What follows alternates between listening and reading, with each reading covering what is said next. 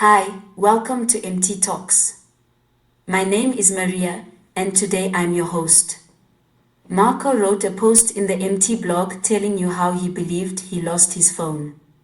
So I decided to tell two of my stories as well. The first story happened 7 years ago. I'm Italian, but I was in Portugal at the time because I had a job in Lisbon. Some friends of mine who lived in Paris, in France, invited me to come and stay with them, so I decided to have a short holiday, a long weekend, from Friday to Tuesday. I looked for cheap flights, but I couldn't find any direct flights. The only thing I could find was Ryanair from Lisbon to London and then Air France from London to Paris. Anyway, the flight to London was fine, and when I arrived, I went to the gate for my next flight to Paris, but then when I needed to show my boarding pass and my ID, I couldn't find my ID card. I looked everywhere, in my bag, in my case, but it wasn't there. The people at the gate were very nice, and they made some phone calls, but nobody could find it.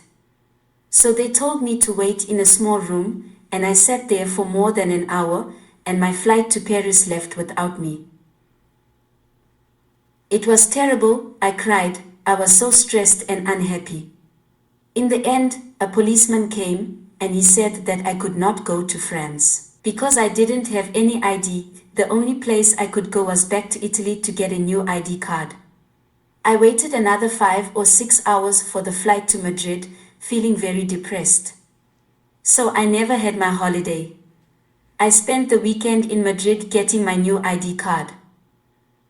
The second story happened 2 years ago. I was traveling in Europe, and I was visiting my friends in Lisbon, and we decided to travel to Berlin by train.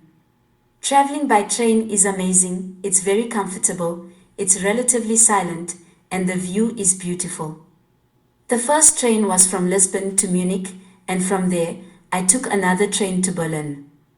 Most trains in Germany have a very good internet connection, so I was working on my laptop on the train, all the way to Berlin. And then I think I put it in my backpack, which I had in front of me. After that, I took the rest of my stuff from the train and left. The next morning I realized that my laptop was gone. I searched the hotel room a couple of times with no results. I didn't think I left it on the train, but I contacted the lost and found service anyway.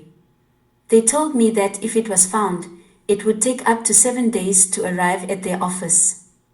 I also reported it to the police, but I never thought it would help.